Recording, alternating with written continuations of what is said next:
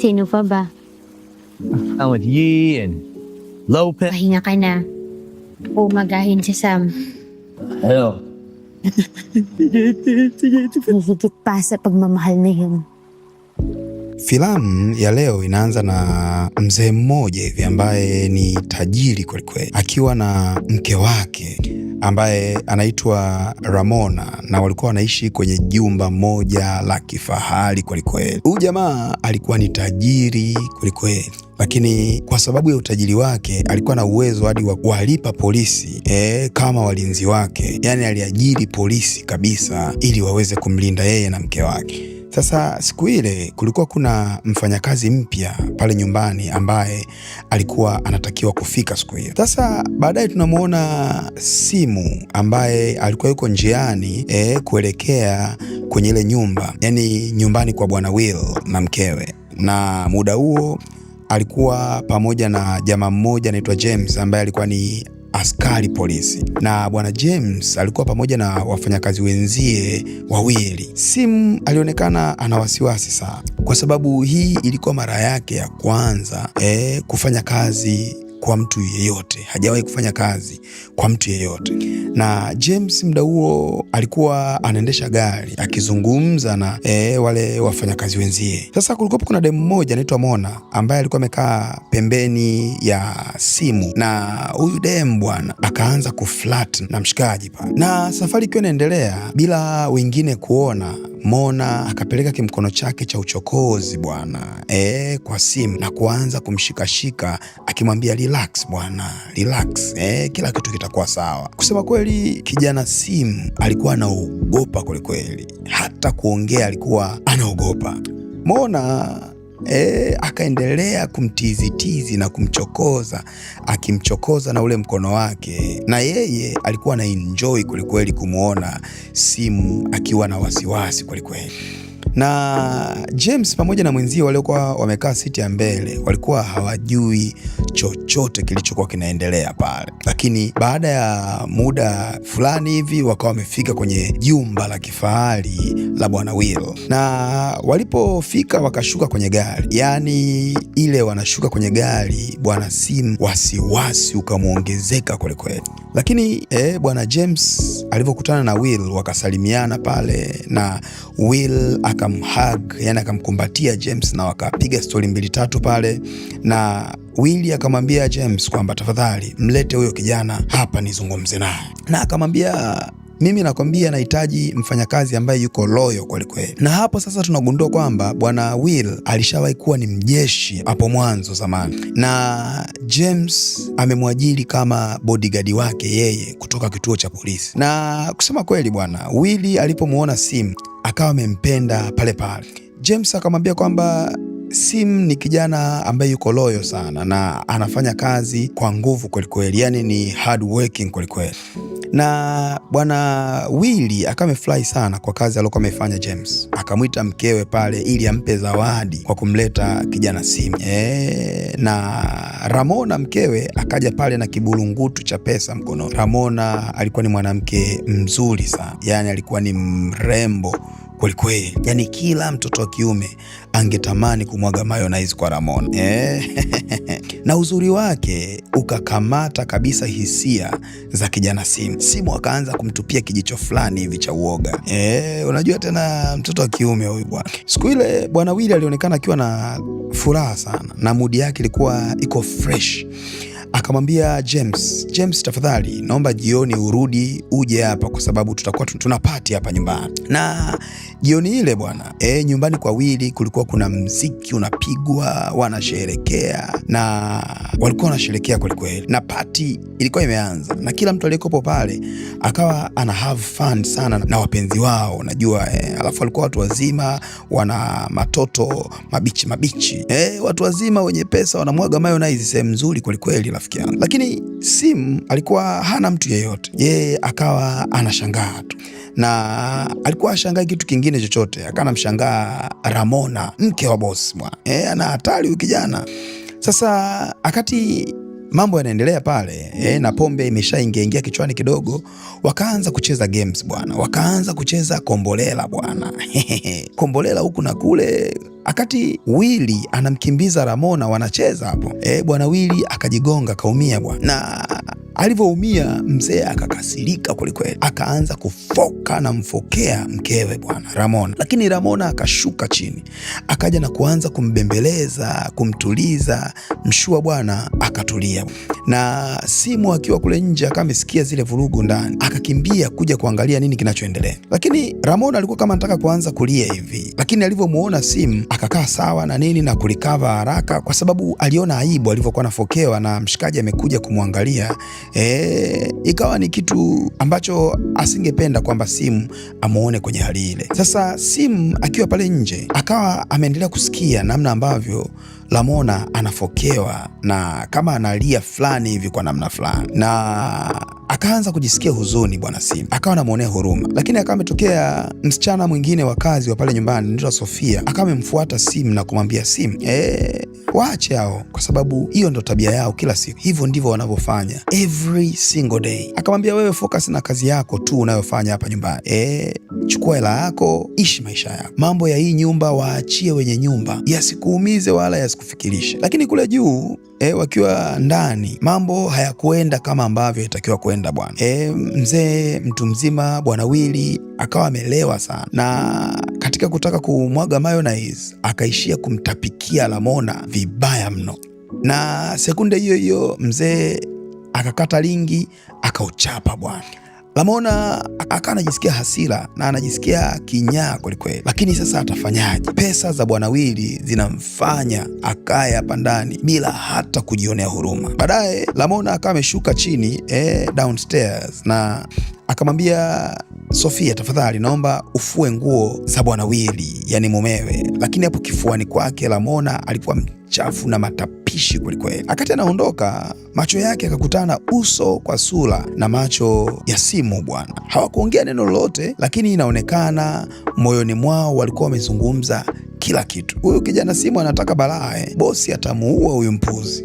Sasa asubuhi ilipofika, mambo yakarudi kama kawaida. Kijana Simu akawa anafanya kazi pale za kusafisha pool, na Ramona mke wa bosi akawa amekaa pale pembeni amerelax, mtoto mzuri, yani kila nyama inaonekana mwanangu. Alafu bosi kubwa Willy yeye akawa anaongea na Simu. Ramona akawa anamwangalia sana Simu, yani macho yake akawa hayang'atuki kwa mtoto Simu, yani amemkubali vibaya mno. Anajifanya anasoma lakini bado anamchungulia, huku bosi kubwa yeye anaongea na Simu tu. Lakini Simu yeye akawa anaogopa kwelikweli kumwangalia Ramona, ingawa alikuwa anatamani. Muda mfupi baadaye Sofia akawa amemletea bwana Will juice pale, lakini baada ya kuchukua ile juice yake na kuitandika pale, akamwambia mkewe Ramona kwamba mke wangu, natoka naenda kupiga maji kidogo, nataka nikaoge kwanza ndani. Na kweli bwana, Ramona alikuwa anaisubiri hiyo chance vibaya mno, mshua atoke yeye aongee na Simu pale. Sasa alivyoondoka tu mshua, Ramona akawa anataka kujaribu kuongea na Simu, lakini kwa bahati mbaya maneno yakawa hayawezi kumtoka. Sasa kitu kingine cha ajabu kule ndani bwana, akati mzee anaenda kuoga, alikuwa na Sofia. Sofia anataka kumpa taulo hivi, na inaonekana bwana Willy bwana akawa anataka kuichapa na ya Sofia bwana. Maana yake ni kwamba kumbe Willy anachapa na ya beki tatu bwana. Oya, patamu hapo. Na kusema kweli bwana Will amekuwa anamuona kama Sofia anamvutia zaidi kuliko mke wake Ramona bwana. Sasa baada ya kumwaga kijasho pale na mayonnaise za kutosha kwa mtoto mzuri Sofia, Willy akapiga nguo zake hapo, suti moja kali nyeupe, alafu akawa anachomoka kwa ajili ya kwenda kwenye mishemishe zake. Na bwana James pale bodyguard wake akawa amekuja, wakaingia kwenye Land Cruiser yao hao wakasepa. Sasa baada ya wao kuondoka, Ramona akawa amerelax na kuanza kupiga ulabu wine fulani hivi ya kishua, si unajua tena mtoto mzuri analiwa na boss. Muda mfupi baadaye Sofia akawa amekuja pale na kumuuliza boss, unataka nini? Ramona hakuongea lolote, akageuka na kuanza kuondoka bwana, kwa sababu Ramona alishaanza kuwa na wasiwasi, yamkini Sofia anakula mumewe, yani anamwagiwa mayonnaise na mume wake Willy. Sasa si unajua wanawake tena, alivyoanza kuwa tu na wasiwasi, wivu kamjaa kiasi fulani, akaanza kumchukia. Sasa Ramona baadaye akaenda kwenye balcony akiwa na glasi nyingine ya wine na chupa ya wine kubwa kabisa. Lakini akiwa pale juu akawa amemuona Simu akiwa ameingia kwenye swimming pool pale, jamaa anaogelea zake safi kabisa, ni kijana amejiachia kwelikweli. Kweli bwana, Ramona akawa anamtamani Simu kwelikweli, na kila alipokuwa akimwangalia Simu akiwa kule chini kwenye swimming pool, moyo wake ukaona dunda kwelikweli. Sasa baadaye kigizagiza fulani hivi, Simu bado yupo kwenye maji anaogelea, Ramona akashuka zake na yeye kwenda kukaa karibu na pool, na Simu alivyomuona bosi wake anakuja pale, akawa anajificha ficha, anataka kutoka kwenye maji, na akiwa anapita karibu na Ramona akamzuia, akamwambia Simu, tafadhali naomba ukae karibu na mimi. Simu akawa na wasiwasi sana, kwa sababu alikuwa amevaa kichupi tu mwanangu, akawa anaona aibu kwelikweli. Ramona akatabasamu kidogo na kumwambia, relax kijana, relax tafadhali, naomba ukae tuongee. Sasa Simu akaenda direct kwenye point, akamwambia, vipi Simu, unanionaje mimi sikuvutii? Akamwambia, bosi, wewe ni mzuri sana bosi, na ni mwanamke unayevutia sana. Kijana akawa anajing'atang'ata pale, anatabasamu vya uongo. Bosi akamwambia, sikiliza, mimi nimeolewa na huyu Will kwa ajili ya pesa tu, sio kwamba ninampenda. Mimi ninatoka kwenye familia ya kimaskini sana. Sasa kuolewa na huyu jamaa ni kwa sababu ya pesa. Nakwambia wewe ukweli kabisa, kama wewe tu ambavyo umetoka familia ya kimaskini na umekuja hapa kwa ajili ya kazi. Maneno ya Ramona yakawa yamemuingia kwelikweli kijana wetu, na yakamfanya bwana Simu awe comfortable mbele ya Ramona, na kwa mara ya kwanza kabisa jamaa akajiona anaweza akaupata mzigo wa bosi, na hakumchukulia tena kama bosi wake, akamchukulia kama mwanamke mwingine tu. Na Ramona akawasha sigara pale na kumkabidhi mshikaji, naye akakubali na kuanza kupiga pafu pale, wakavuta pale pamoja na nini, na macho yao yalizungumza kila kitu. Unajua bwana, penzi likishadondoka mwanangu, huwezi ukalizuia. Asubuhi iliyofuata bosi Will akawa amekuja pale kutoka kwenye trip yake ya kibiashara, akamsalimia mkewe Ramona pale, na alikuwa amebeba bagi moja limejaa pesa, yani pesa chafu kwelikweli, na akachomoa zile pesa na kuziingiza kwenye kabati. Akamwambia, babe, vipi,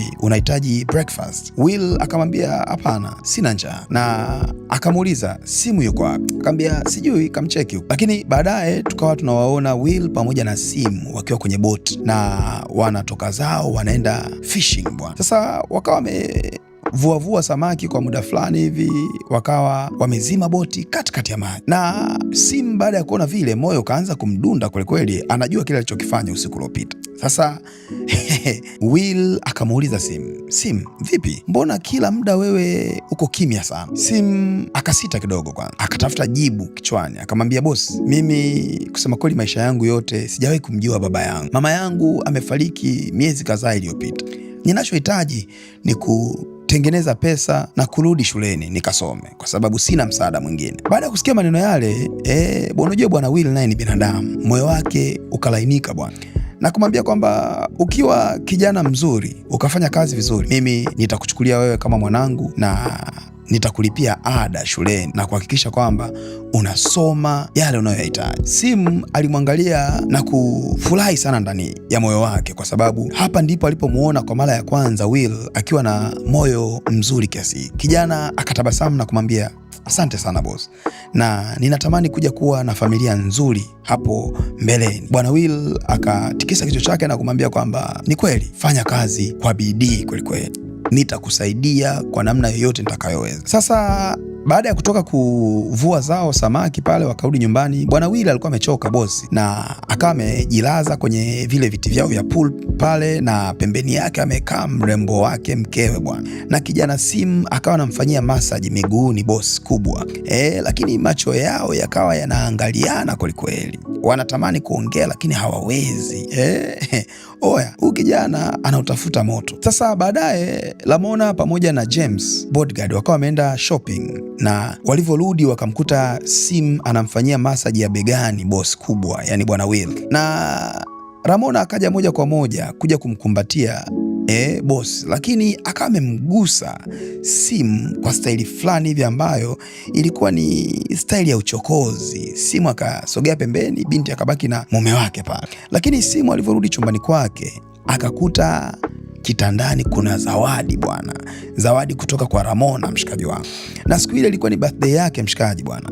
Ramona amemnunulia zawadi ya birthday kwa sababu Will alikuwa ameshamwambia kuhusu birthday yake. Jamaa alifurahi ile kinoma ya. Na kijana Sim hajawahi kupewa zawadi ya birthday tangia azaliwe. Alijisikia raha sana. Lakini ilipofika asubuhi, Ramona akawa amekaa na Sofia bwana. Wakiwa wamekaa kwenye garden yao pale na yeye anapiga zake kahawa pale. Sim alikuwa yuko upande wa pili anafanya kazi bwana, kifua wazi, kijana ana show off. Sasa akiwa pale Ramona anamwangalia kabisa kijana Sim, wakaanza kuzungumza pale kwa macho, na kama alimuuliza fulani hivi kwa macho, lakini kwamba vipi, umeipenda zawadi yako? Na kijana akaonyesha analinusa shati lake hivi, anamuonyeshea ishara kwamba ameipenda kwelikweli. Na Sofia akiwa pale akawa ameshtukia lile dili, unajua kwamba hawa mbona kama kuna mazungumzo yanaendelea na mimi siyaoni. Oya, penzi ni ngumu kwelikweli kujificha. Lakini baadaye tunamwona Ramona akiwa chumbani kwake amejilaza kitandani, anawaza kwelikweli kuhusu kijana Sim. Lakini kama usingizi ukampitia hivi, afu binti akaingia kwenye ndoto nzito kwelikweli. Anaonekana ndotoni. Sasa kijana Sim ameingia chumbani kwa Ramona na hawakupoteza muda bwana. Kijana Sim akaanza kupakua manyama bwana, anamwaga mayonnaise za maana ya. Na kijana alikuwa vizuri ndotoni, lakini akiwa anamwagiwa mayonnaise, ghafla Willy akatokea pale na damu kwelikweli. Ile anashtuka hivi, kumbe alikuwa ndotoni. Sasa Ramona akaamua kushuka kutoka juu kule na kushuka chini sebuleni. Alipofika kwenye ngazi, alichokiona alishangaa kwelikweli. Mume wake na Sofia beki tatu wanashikana kimaajabu, na Sofia alivyomuona akashtuka na kuondoka pale kwa speed, na hakuongea neno lolote. Akatoka pale moja kwa moja akaenda kule ziwani na kukaa kwenye kibenchi, akatulia zake kimya kabisa. Lakini muda huo akiwa amekaa pale, Sim akajisogeza pale na yeye, kwa sababu alimuona bosi wake ana huzuni bwana, na akampa zawadi ya kitambaa cha mkononi, yani leso ambayo ilikuwa imeandikwa maneno fulani. Ile zawadi ikamfurahisha sana Ramona, na kwa mara ya kwanza Ramona akatabasamu tangu alivyoona lile tukio la mle ndani. Simu akamuuliza Ramona kwamba vipi, mbona kama una huzuni hivi? Lakini Ramona hakutaka kumwambia chochote. Muda huo Simu akaamua kuutumia kuanza kumwelezea Ramona maisha yake, namna ambavyo ameteseka na maisha, alivyo struggle kwenye maisha haya kijana huyu wa umri mdogo kiasi hiki. Ramona bila kuogopa chochote akamgeukia Sim na kumkumbatia bwana, na kujilaza kifuani kwa kijana Sim, na kusema kweli wakawa comfortable kweli. Sasa jioni ile bwana, kulikuwa kuna party kama kawaida. Bosi ana organize party karibu kila weekend bwana, na marafiki zake wamejaa pale, watu wana have fun nini, wanakula ulabu na vitu kama hivi. Sasa wakiwa wanapiga zao chupa pale, chupa zikapanda kichwani, na Mshua akasema jamani, tafadhali to have fun, kila mtu amshikilie demu wake, unaweza ukala na kumwaga mayonnaise hapa, tusijifiche, haya maisha mazuri ya. Lakini pembeni Ramona alikuwa amekaa peke yake anahuzunika kule, na yeye alivyomfuata Ramona akamwambia, mimi sitaki, mimi sio kama wengine hao. Kumbuka mchana tu ametoka kumfanyia mambo ya ajabu. Basi Ramona akainuka pale kwa hasira, kwa sababu mzee akaanza kumfokea bwana. Akainuka kwa hasira na kuingia zake ndani. Simu akameona kile kitendo, hakukifurahia kile kitendo hata kidogo. Lakini atafanyaje sasa? Hana cha kufanya pale. Akainuka na kwenda zake chumbani kwake kujilaza pale, huku ana mawazo kweli. Ana mawazo mengi, ataichapaje, atamwagaje mayonnaise, alafu mwanamke anayempenda anateseka. Sasa akiwa amelala pale na mawazo kibao kichwani mwake, Sofia akaingia chumbani kwake. Akamwambia Sim, Will anakuita chumbani kwake. Dogo akakimbia kwa spidi kwelikweli. Alivyoingia chumbani kwa bosi, akakuta bosi amelewa, amekasirika kwelikweli. Bosi mkononi mwake ameshika bastola, anamwambia Will, unakula mke wangu wewe. Will akazubaa, akachanganyikiwa na kumwambia bosi hapana. Lakini akamkuta Ramona analia kwa uchungu kwelikweli, na Ramona hajui nini cha kufanya, anaonekana na maumivu makali. Akamwambia bosi hapana, mimi nimekuja hapa kwa ajili ya kazi tu, sijaja kwa ajili ya kitu kingine chochote. Nakumbuka kijana anataka hela kwelikweli, na alichojua yeye pale kwamba kama kawaida yake bwana Will alikuwa anamnyanyasa sana Ramona mkewe. Kijana akapiga magoti pale kumwambia bosi hapana, na bosi akamwambia utakaa hapa utaona bwana. Huku yeye anaenda kuichomeka kule kwa nani, kwa Ramona bwana, anamwaga mayonnaise bwana. Simu amekaa pale na mzee Will anaisukumizia ndani bwana. Ramona analia kwelikweli, lakini ndo hivyo, atafanyaje? Baadaye alivyomaliza mshua akageuka na kusepa bwana. Will akamsogelea Ramona na kumwambia pole, kwenda kumbembeleza na nini na vitu kama hivyo. Anyways, ilipofika asubuhi sasa, kama kawaida, Will amekula zake suti yake nyeupe, huyo anaenda kwenye mishemishe zake. Sasa akati anatoka, anafika getini, akamkuta kijana Sim anafungua geti bwana, na Will akaonekana mtu tofauti sana na yule wa usiku bwana. Akachomoa kibunda cha pesa pale, akahesabu hela za hapa na pale na kumkabidhi kijana Sim, na akamwambia umepita mtihani, jana nilikuwa na kutest na naona umepita mtihani. Huo mtihani ni mgumu kweli kweli. Sasa muda ule baada ya bosi kuondoka, Sim akaenda zake karibu na lile ziwa lao la nyumbani na kuanza kutembea tembea pale. Ghafla bwana Ramona akatokea. Ramona akiwa na tabasamu na nini, alafu sasa Ramona akaanza kumchekelea kijana, wakaanza kukimbizana huku na kule, wanashikana na nini, na kilichoendelea pale ni kwamba kijana akamwaga mayonnaise kwa Ramona bwana. Kwa mara ya kwanza kijana amemwaga mayonnaise na amevunja lingi, maana kijana hajawahi kugonga kitu yani. Na kuanzia usiku ule, kila siku ambapo bosi alikuwa ameenda kwenye mishe zake, hawa wawili walikuwa wanakulana mbaya yani, wanamwagana mayonnaise vibaya, hadi baadaye Sofia kama amewashtukia bwana kwamba hawa wanakulana, lakini Sofia naye akawaacha kwa sababu angalau sasa Ramona ana furaha kwa sababu Ramona alikuwa mtu sio wa furaha, kila siku anaumizwa na Will, lakini angalau sasa amepata kijana kibenteni cha kumpa furaha bwana. Akaamua kumtunzia siri kwelikweli.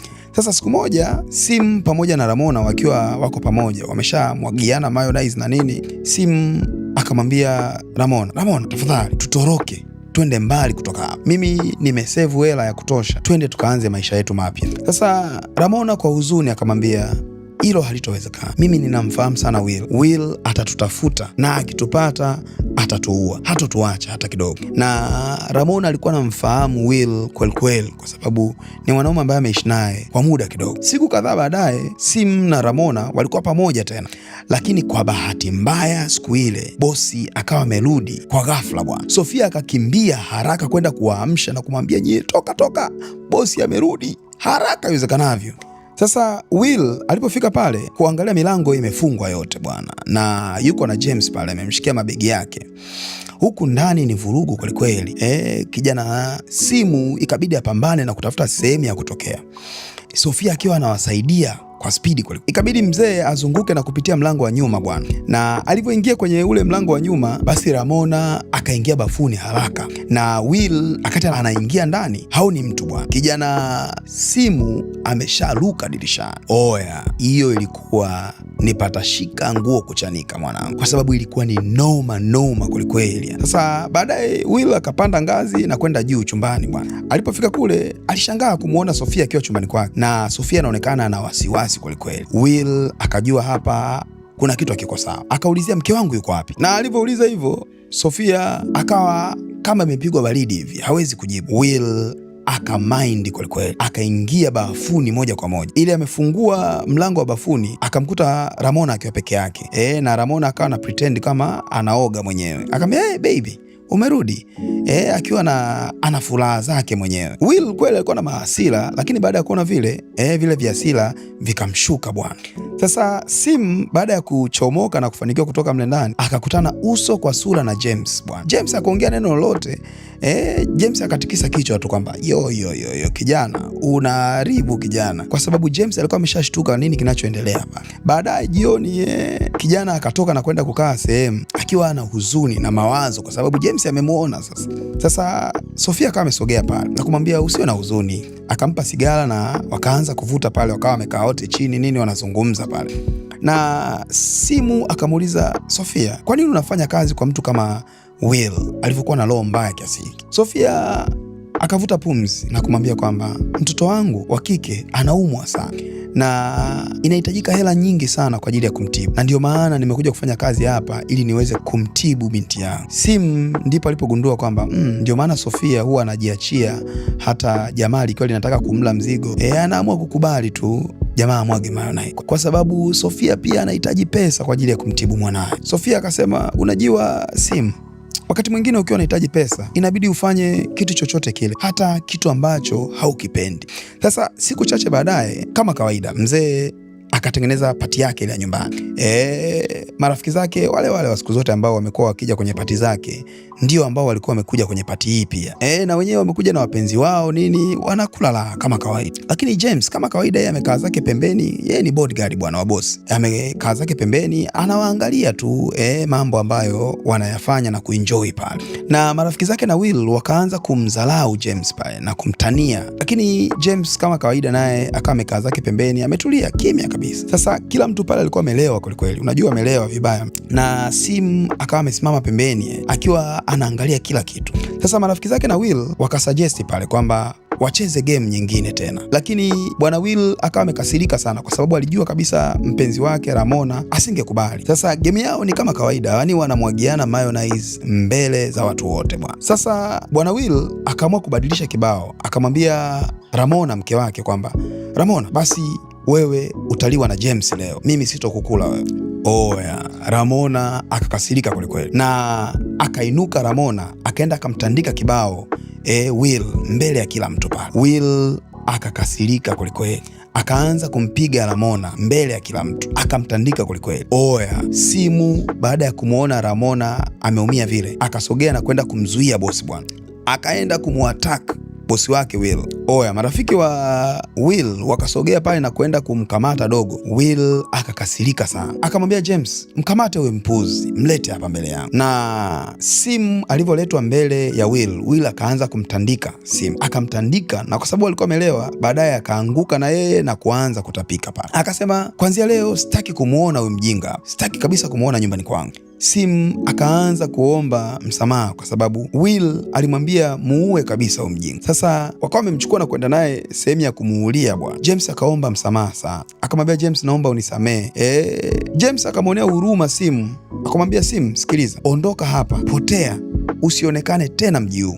Sasa ilipofika asubuhi, Will sensi zake zikamjia bwana. Will akanunua maua na kumpelekea mkewe Ramona bwana, na kumwomba msamaha, mke wangu nisamee, nimekukosea. Sasa kwa sababu ya kila kilichotokea, Will akawa hamwamini mtu yeyote pale, akaamua kumfukuza hadi kazi Sofia na yeye. Sasa wakati Sofia anaondoka pale, naye akageuka na kumwangalia Ramona, macho yao yalizungumza kabisa kwamba wanaagana wakiwa na huzuni wote wawili. Na Sofia alikuwa hajakusanya pesa za kutosha kwa ajili ya kumtibu binti yake bwana. Sasa baada ya Sofia kuondoka, akawa amekutana na Simu akamuuliza Sofia, utafanya nini sasa? Akasema, kusema kweli mimi sijui, na sikujua kwamba maisha yangu yangeishia hivi kama yalivyoishia sasa. Na kabla hajaondoka pale, Sofia akampa zawadi kutoka kwa Ramona, akampa kijana Simu bwana. Kwenye ile pochi ndani kulikuwa kuna pesa na funguo ya nyumbani kwa Ramona. Oya, usiku ule Simu akarudi pale nyumbani, akapita zake njia za panya pale na kufungua mlango wa mbele na kuingia taratibu, na akiwa pale akawa amesikia sauti ya Will pamoja na Ramona wakiwa wanaongea bwana. Oya, Simu akaenda jikoni akachukua kisu, na muda huo Will alikuwa yuko na Ramona bwana. Sasa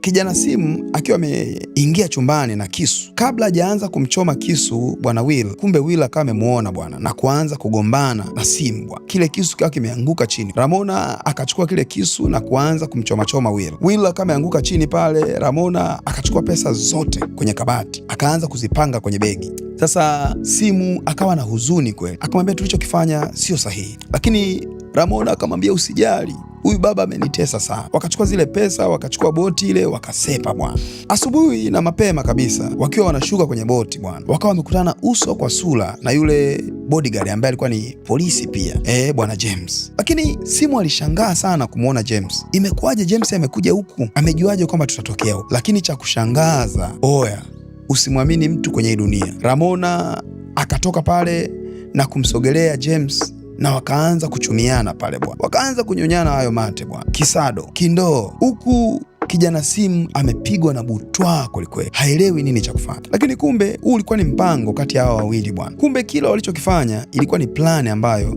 walitengeneza Ramona na James, na tangia mwanzo kabisa Ramona na James walikuwa ni wapenzi, na mpango wao ulikuwa ni kwamba wanahitaji mtu aweze kumuua Will, na wao sasa wachukue ile nyumba ya bwana Will bwana. Na muda ule ambapo bwana James aliamua kumwachia Sim, ilikuwa ni plani yake tu, ili Sim awe ndiye chanzo cha kumuua mzee wa watu. Na baada ya kumwambia ukweli wote, Ramona akamwambia kijana mpango wao. Akamwambia, nimefanya haya yote kwa sababu ya kupata pesa, na wewe nilikwambia kwamba nimeolewa na huyu mzee ili nipate pesa, na Willy atakapokufa mimi nimiliki mjengo ule na nimiliki pesa zote. Kweli bwana, baada ya kila kitu kilichotokea, pesa zote na mali zote za Will zikakabidhiwa kwa Ramona bwana, kwa sababu ilionekana Ramona sio yeye aliyeua. Na baadaye Ramona akamrudisha Sofia kuja kufanya kazi pale, na sasa Ramona akaanza kufanya zile kazi ambazo